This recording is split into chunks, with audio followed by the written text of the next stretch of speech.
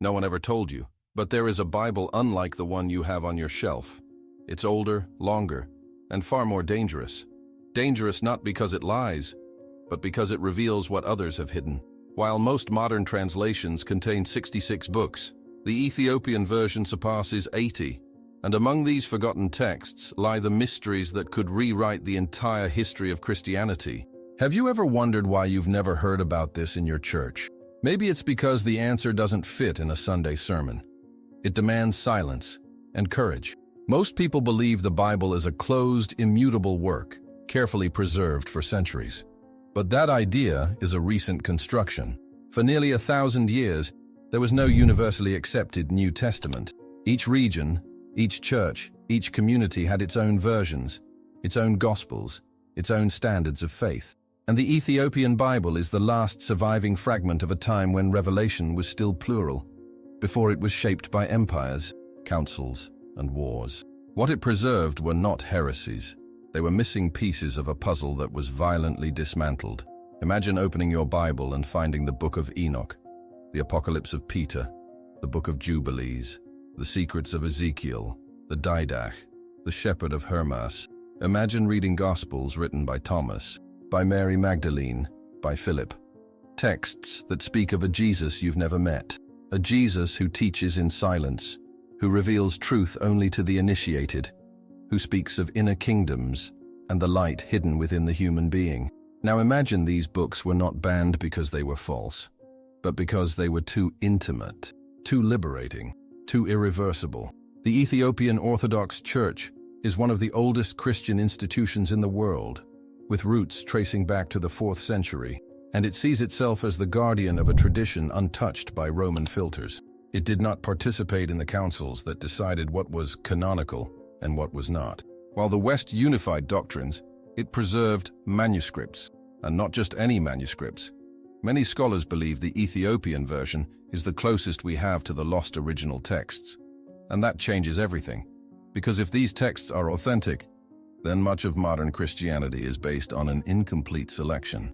But the question no one asks is, why were these books removed? What do they contain that poses such a threat to the structure of institutionalized faith? The answer lies precisely in what they reveal, about the origin of angels, the role of women, the fate of souls, and most of all, the true teachings of Jesus.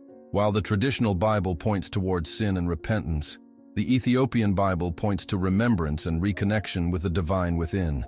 It does not preach submission. It awakens spiritual autonomy. And to empires, that's the same as rebellion. At the heart of this story lies the Book of Enoch, an ancient text that describes the fall of the Watchers, the angels who fell in love with human women and taught men the secrets of heaven. This book details the birth of the Nephilim, the giants who corrupted the earth, and the spiritual judgment that followed. It speaks of unseen dimensions, celestial hierarchies, cosmic portals, and as strange as it sounds, the New Testament itself refers to Enoch. Jude 1:14 quotes it directly. So why was it excluded? Perhaps because it reveals what should never have been forgotten. Another silenced text is the Gospel of Mary. In it, Mary Magdalene is not merely a disciple, she is the spiritual leader closest to Jesus. She understands him on a level the others cannot reach, and for that, she is rejected. Peter refuses to accept her teachings. The disciples are divided. But according to the text, Jesus trusted her with the deepest truths. What does that say about the role of women in Christian tradition? What does that reveal about the patriarchal structure of organized faith? Perhaps that is the real reason behind her erasure. The Ethiopian Bible also contains the Book of Jubilees, which reorganizes the entire biblical timeline based on sacred cycles, revealing a divine calendar that was hidden from the world. According to this text, creation, the fall, and even the apocalypse follow a divine mathematics of jubilees and cosmic weeks. It's no coincidence that this book was rejected. It doesn't just contradict existing doctrines, it exposes the spiritual engineering of time, and it teaches that the true fulfillment of prophecy depends on knowing what time we're in. Something few religious leaders are eager to explain. Each exclusion hides a decision, a deliberate attempt to reshape Christianity in the image of power. What the Ethiopian Bible offers is the raw portrait, untouched by theological convenience. It speaks of fall and ascension, but not in simplistic terms. It demands the reader to think, to investigate, to feel, and maybe that's why it was set aside. Because belief is not enough, you must remember. And what Ethiopia preserved was exactly that. The memory before the filter, before the dogma, before the taming of the sacred, the memory of what the Spirit already knew, before it was indoctrinated. And now that this memory begins to resurface, a new question arises, one that echoes between the lines of every banned book. What else was hidden? Because if these truths were erased in plain sight, then what more might still lie buried in the sands of time, waiting to be found? If this first dive stirred something inside you, it's because your soul recognized the call. Subscribe now so you don't miss what's still hidden. And tell me in the comments, had you ever heard of the Ethiopian Bible before? Some silences are accidental, others are meticulously designed. The case of the Ethiopian Bible was not an oversight. It was a ritual burial. Throughout history, councils gathered to decide which books deserved to be called the Word of God, and which were too dangerous to survive. But the criteria weren't just spiritual. They were political. The texts that promoted obedience, hierarchy, and divine fear were preserved. The ones that spoke of inner freedom, spiritual equality, and direct revelation were exiled. Truth, contrary to what is preached, has never been neutral. It has always been chosen. The Council of Nicaea, in 325 AD, marked the beginning of this great amputation. There, under the command of Emperor Constantine, not only were dogmas created, but books were erased. Texts that contradicted imperial authority, that presented alternative versions of Christ, were branded heresy. The Ethiopian Bible, preserved far from the empire's reach, survived the scissors, and that's why it still carries the wounds of censorship. Every book it holds is a living indictment, a reminder that not everything removed was false. Often, it was simply inconvenient. In the Gospel of Thomas, Jesus performs no miracles to impress crowds. He whispers teachings to disciples who understand with the heart. He says, "The kingdom is inside of you and outside of you." That single phrase, deceptively simple, shatters an entire theology built on clerical mediation. If the kingdom is within, who needs a temple? A priest? A structure? Now you understand why this gospel was forbidden. Because it strips power from the institution and gives it back to the individual. And that kind of power cannot be controlled. Ethiopia itself, since ancient times, was portrayed by Western powers as exotic, backward, or superstitious. But what truly caused discomfort was the fact that it preserved an older faith, more intimate, more free. It stood as a living reminder that Christianity wasn't born in Rome or in London. It was born in deserts and visions, born where angels walked the earth and spoke with men, where God didn't dwell in palaces, but in burning bushes and mist-shrouded mountains. The Ethiopian Bible carries that DNA, a spiritual DNA that unsettles modern empires. It's impossible to speak of this Bible without mentioning Enoch. His book is so enigmatic that scholars around the world still debate its origin. But one thing is certain: it predates much of the Old Testament and directly influenced John's apocalyptic visions in Patmos. Enoch reveals that the spiritual world is not abstract, it's structured.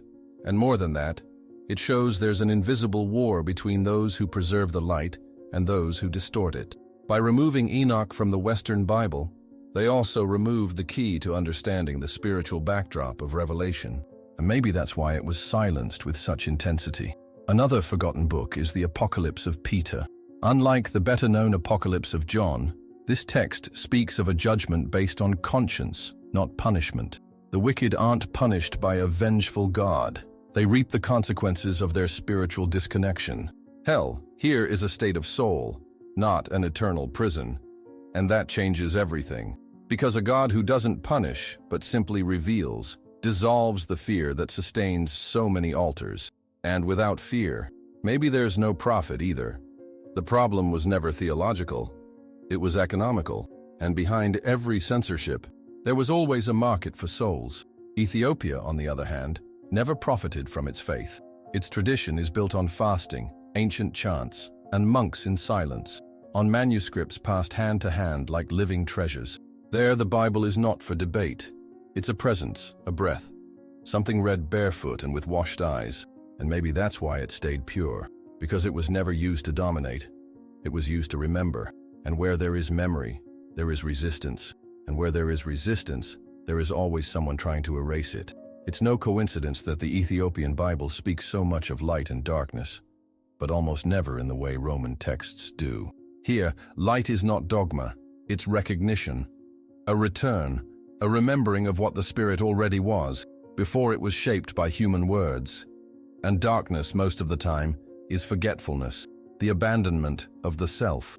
The Ethiopian Bible, in that sense, does not present judgment as a horror show, but as a mirror, a reflection of what we stopped being and could still return to. In an age of artificial intelligence, informational wars, and algorithms shaping truth, maybe it's time to look again at the texts that weren't engineered to please, the ones that never passed through the filter of convenience, the books that burn in your hands because they don't fit into modern sermons. The Ethiopian Bible is one of those books, and if you've made it this far, maybe you already feel it. Maybe something inside you is stirring, something that doesn't depend on proof or dogma. Only one thing: courage, to remember. And here begins the true mystery. If Ethiopia preserved these books in silence for centuries, what else does it know that has not yet been revealed? They erased the books, but not the echo they left within us. Subscribe to continue this journey of revelation. And tell me in the comments, why do you think these texts were banned for so many centuries? The Ethiopian Bible wasn't banned because it was obscure. It was banned because it was too clear enough to reach directly into the soul, with no need for interpreters. It doesn't rely on doctrine to make sense. Its texts carry a strange familiarity, as if you've read them before in another life. There's something in these books that escapes the mind, but screams in the spirit, and that's exactly what makes them dangerous. They don't need to be defended. They reveal themselves, and when something reveals itself, no institution can control it. Take, for example, the Book of the Secrets of Enoch, also known as Second Enoch. In it, Enoch is taken to the heavens by angels and passes through 7 levels of reality. At each level, he sees things that defy human logic: chambers of time, rivers of fire, portals of living light. Enoch doesn't just see, he speaks with God. He receives teachings that explain the origin of the universe, the rebellion of angels, and the hidden cycle of the soul. What does that mean for you? It means that there are levels of existence that were hidden, not because they were false, but because they were indescribable, because they don't fit into the language of men, only into the language of the Spirit. Another deeply symbolic text is the Didache, a spiritual manual attributed to the apostles.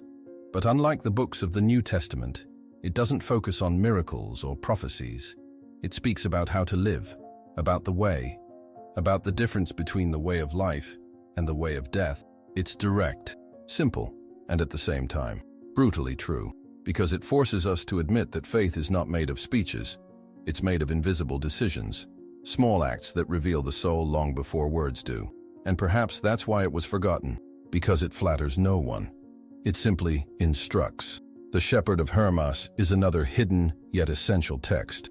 It tells a series of visions received by a humble man, visions of angels, symbolic beasts, and coded messages. The entire work is built on metaphors, as if each page were a spiritual key. And again, the message is the same. There is no demand for ritual, no appeal to the institution, only a call to integrity, to inner transformation, to vigilance over one's own soul. It's no wonder early Christians held it in higher regard than some of Paul's letters, and yet it was quietly removed. Why? There's also the Book of Baruch, attributed to the scribe of the prophet Jeremiah. It tells of the destruction of Jerusalem, but through a spiritual lens. It speaks of a people who turned away from wisdom, who forgot the inner instructions. Baruch doesn't preach like a leader. He weeps, like someone who lost something sacred. And that weeping, that sorrow, is what today's faith lacks most. A faith that doesn't mourn, that doesn't grieve what was lost, that doesn't lament the soul's forgetting, is just performance, just theater. And the forgotten books of the Ethiopian Bible remind the world of this, that the spiritual begins with mourning for one's own awareness. As you read these texts, an uncomfortable feeling starts to rise. You begin to realize that something was stolen from you, and you didn't even know it. You see that you've spent your whole life hearing watered-down, tamed, pre-packaged versions of the truth. And now, for the first time, you're holding a faith that doesn't explain itself, that doesn't do marketing, that has no slogan. It just vibrates. A faith older than cathedrals, deeper than debate, and infinitely more alive than repetition. A faith that looks into your eyes and asks, "Do you remember who you were before you forgot me?" That is the true purpose of the Ethiopian Bible. Not to present new dogmas, but to break the old ones. Not to teach formulas, but to ignite memory. Not to create another religion, but to summon the Spirit. Because those who read these texts with an open heart realize something instantly. That truth was never locked inside books. It was only asleep. And what these books do is knock on the door, not to enter, but to remind you that you've always had the key. But not everyone can handle that kind of remembering. For many, it's easier to live with outsourced faith, silenced questions, and an anesthetized soul. These books are dangerous because they resurrect ancient questions, questions that hurt, questions with no quick answers. And those are the questions that transform, because they don't point outward, they point inward. And the inner world is a place few have the courage to enter without a map. And maybe that's why these scriptures were buried, because they didn't offer comfort, they offered mirrors. And mirrors, when too brightly lit, are terrifying, especially when they show what religion tried to hide, that you were never separated from God, just distracted. And the journey back doesn't start in a church, it starts in a memory. And now that you know this, the real question is, what will you do with the memory that just awakened? If a single line here struck you more deeply than any modern sermon, subscribe, because this wasn't a coincidence. And tell me in the comments, which of these revelations shook your faith the most? The Ethiopian Bible doesn't impress with miracles, nor with punishments, nor with the spectacular deeds of kings and prophets. It impresses because it pierces, because it speaks in a voice that doesn't shout, but penetrates, and because it turns away from the center of modern religion, spectacle. While other translations turned faith into a stage, the Ethiopian tradition preserved it as a portal. In the apocryphal writings preserved in Ethiopia, there is a constant theme. The divine reveals itself on the margins. The greatest secrets are not found in palaces, but in deserts, not in pulpits, but in caves, not in cathedrals, but in the heart's quiet chamber. In one of these texts, an angel appears to a humble man and says, "I searched for you among those who speak, but I found you among those who tremble in silence." This is the theology that was silenced, a theology that doesn't want followers. It wants the awakened. This is the greatest tension between the Ethiopian Bible and modern Christianity.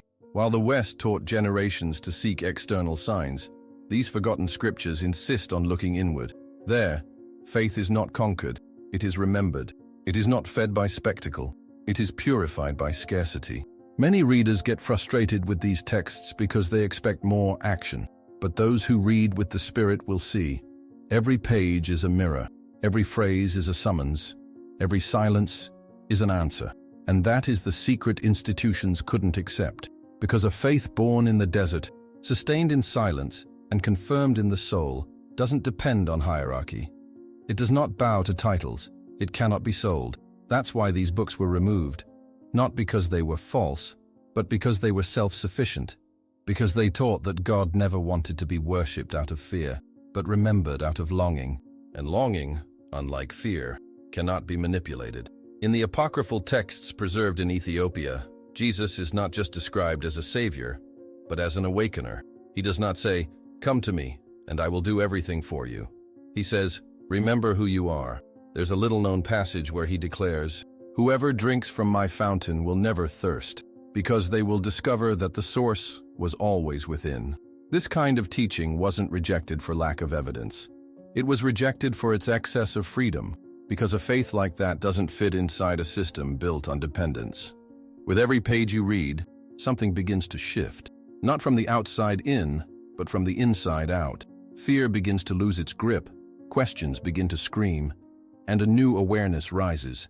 You realize your faith no longer needs approval, that you can and must investigate it, reconstruct it, question it.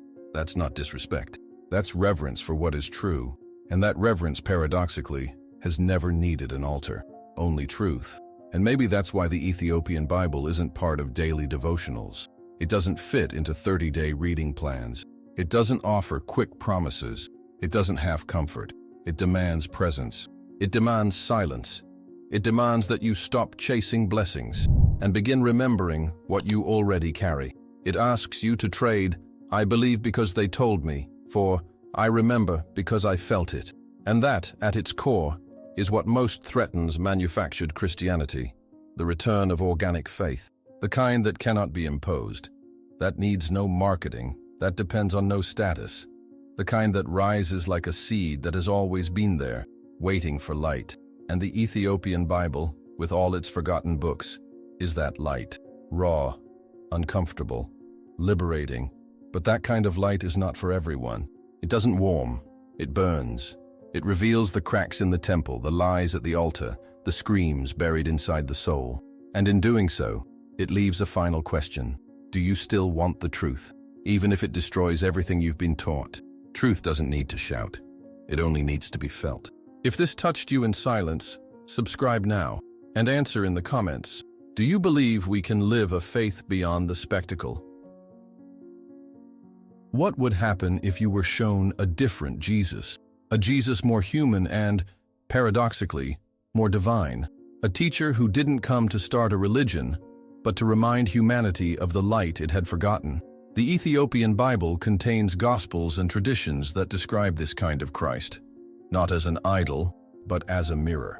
Not as an object of worship, but as a catalyst for spiritual memory. And perhaps that is exactly why these texts were removed. Because they portray a Jesus who doesn't fit within the frame of institutional control. In the Gospel of Thomas, preserved in the Ethiopian canon long before it was rediscovered in Nag Hammadi, Jesus performs no wonders to impress. He whispers secrets, hands out keys, teaches the invisible. He says, "Whoever finds the meaning of these words shall not taste death." But what are these words? Codes, allegories, or simply soul memories that, once awakened, dissolve fear. This isn't a promise of a future heaven. It's a call to wake up now. And that's dangerous, because a soul that awakens cannot be led by lies. Another forgotten gospel is the Gospel of Philip. There we find a deeply symbolic vision of Christ and spiritual union. One line declares, "Truth did not come into the world naked, but in symbols and images." This means Jesus spoke in layers. His words were veils, and only those willing to go beyond the letter would understand the spirit. That kind of teaching dismantles the idea that quoting verses is enough. It requires experience, and experience cannot be bought or imposed. It must be discovered. And so, it was censored. But perhaps no text is more explosive than the Gospel of Mary. Yes, Mary Magdalene. In it, she appears as the only one capable of understanding the true teaching of Jesus. The other disciples question her, confront her, but she does not retreat, because the Master taught her intimately. And that shatters two paradigms at once: male exclusivity in discipleship and apostolic hierarchy. Mary, woman and initiate, receives revelations deeper than Peter and James, and that memory was erased, because it's easier to call a woman a sinner than to admit she led the initiates. The Ethiopian Bible also preserves echoes of an oral tradition, where Jesus is not only the Son of God, but the model of the human who remembered his divine origin. In some manuscripts, he is described as the one who came to restore what was torn, not to start something new, but to remember what had always been. That distinction is crucial, because it changes everything. A Jesus who founds demands followers. A Jesus who restores demands rememberers. And rememberers do not bow. They do not obey blindly. They transform. And those who transform never return to the old system. The forgotten texts also speak of a Christ who understands cosmic cycles, who knows the heavens, the stars, the turning of ages. In certain traditions preserved by the Ethiopian Church, Jesus speaks of the shift between eras, of humanity's journey through phases of light and darkness. He teaches that time is not linear, but sacred, and that every soul is born in a specific moment to fulfill part of the divine memory. This knowledge was called heresy by councils that only saw time as a tool for power, but in Ethiopia, it was preserved as wisdom. These descriptions form a spiritual portrait of Jesus, unlike anything taught in most churches, not the vengeful God, not the passive lamb, but the awakener, the soul incendiary, the one who walks beside you and points within, the one who demands no offerings, only presence, the one who promises no heaven, but activates the light inside. This Jesus is not easy to follow, because he doesn't promise comfort. He invites the death of ego, and that is what terrifies. Because to follow this Christ is not to gain religious prestige, but to accept spiritual responsibility. Perhaps the greatest tragedy of modern Christianity is this: they turned the living symbol into a dead dogma. They reduced the path to belief. They traded the fire of experience for the cold of repetition. And now, as these texts resurface, revealing the other side of Christ, many are beginning to ask, why was this hidden? The answer is simple and brutal: because he sets people too free. And freedom terrifies those who profit from rented faith. But the time of remembering has come. The books are returning. The silenced voices are being heard. And the true face of Jesus, the one who looks at you from the inside out, is rising from the ashes. The question is no longer who is he? The question is, what will you do when he reminds you of who you are? This is not the Jesus the world showed you, but maybe it's the Jesus your soul has always been searching for. Subscribe if you felt that, and tell me, what surprised you most about this hidden Christ? Not every sacred book was saved in temples of gold. Some survived hidden in the mountains. Others were buried beneath stone and silence. The Ethiopian Bible didn't reach us by accident. It was protected by anonymous hands, forgotten monks, and communities that chose exile over compromise. There were no spotlights. There was resistance. And that resistance wasn't just cultural, it was spiritual. Because they knew, if these texts fell into the wrong hands, they would be burned, edited, or worse, ignored into oblivion.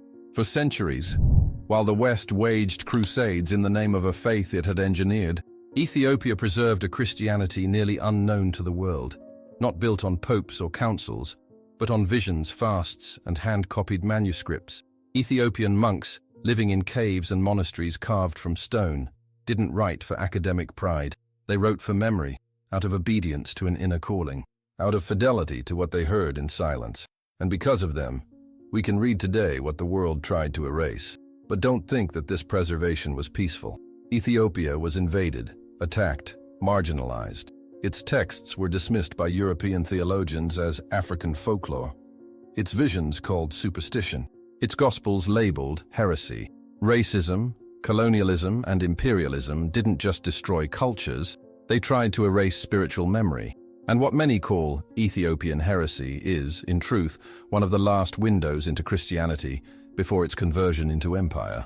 In Lalibela, Ethiopia's sacred city, entire churches were carved downward into rock, as if trying to hide from view. Tradition says they were built by angels, but even if made by human hands, the intent is clear: to protect the invisible from the invading gaze. Faith there does not display itself, it hides. And what hides cannot be corrupted.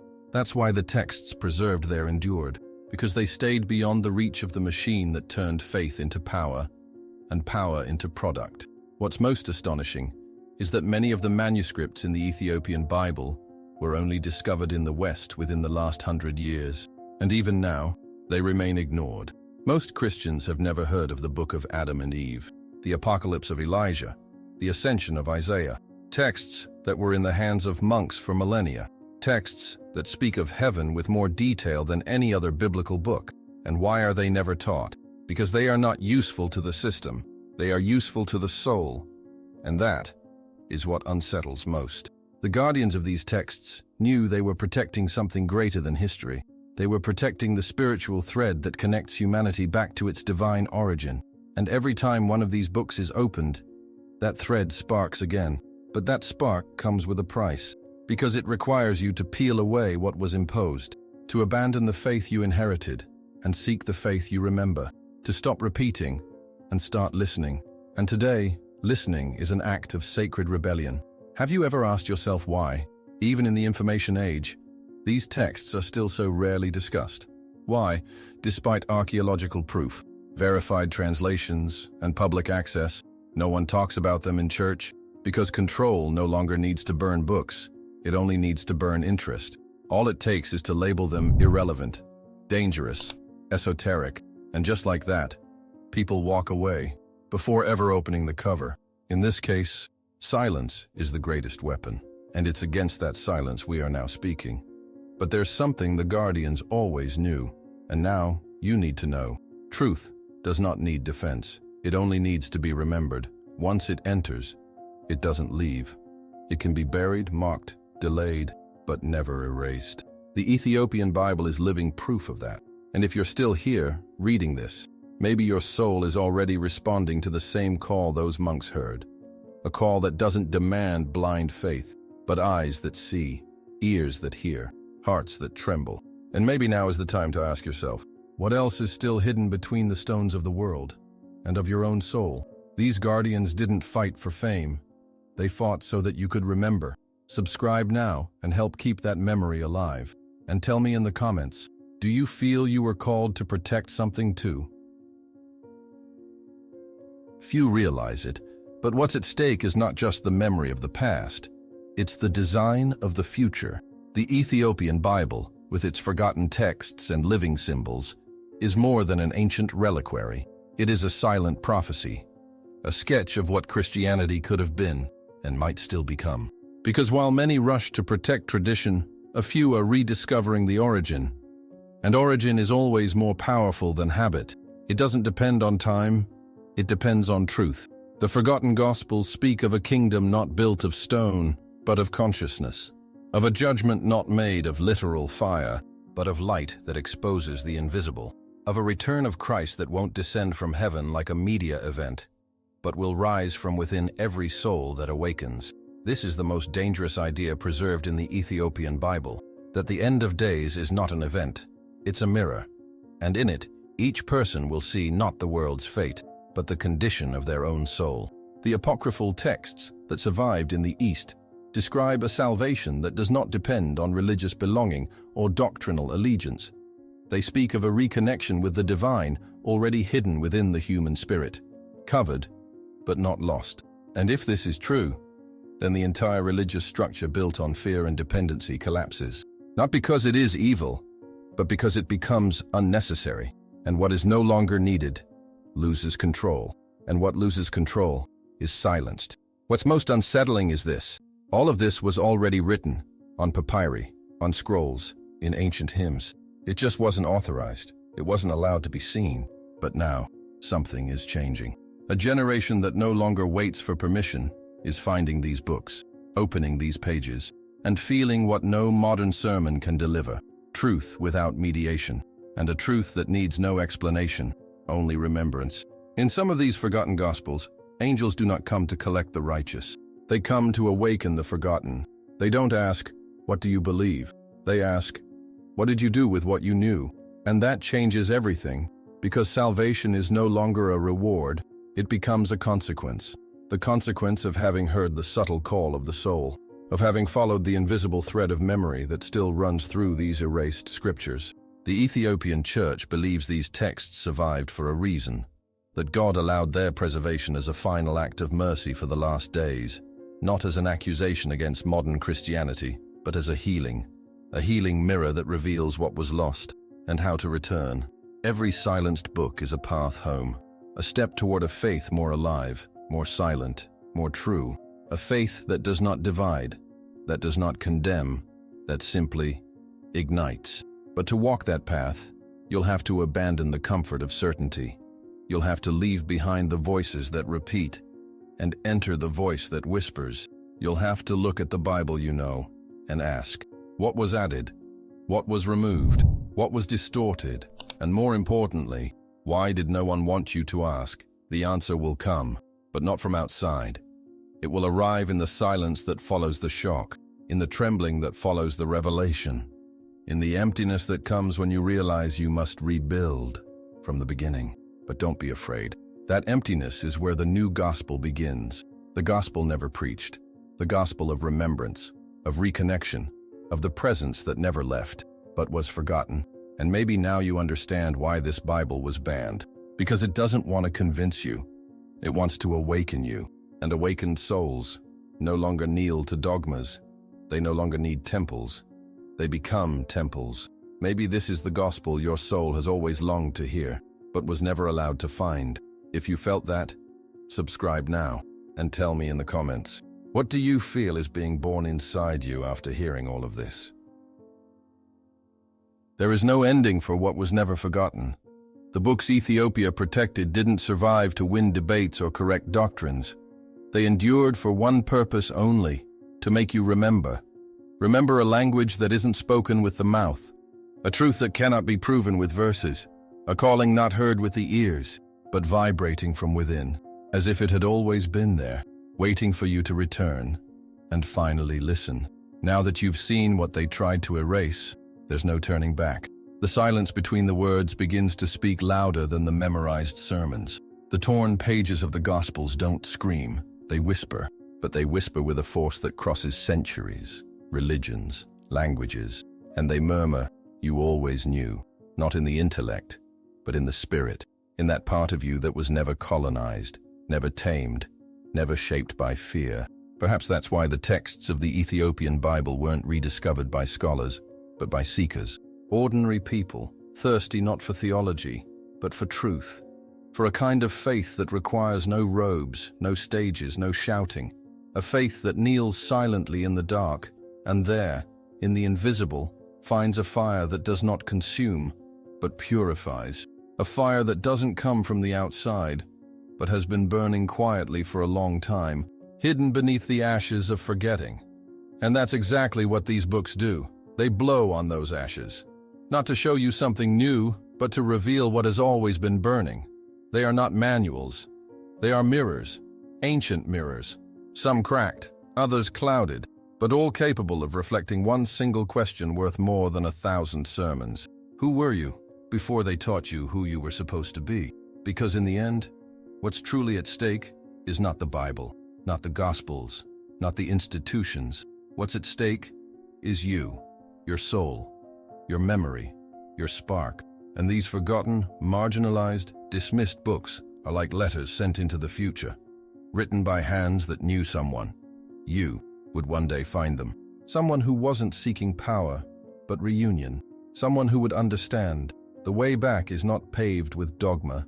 It is paved with remembrance. The Ethiopian Bible was banned, but not destroyed, because some truths cannot be erased, only delayed. And when they return, they don't return as information. They return as a summons to stop being a spectator and become a disciple again.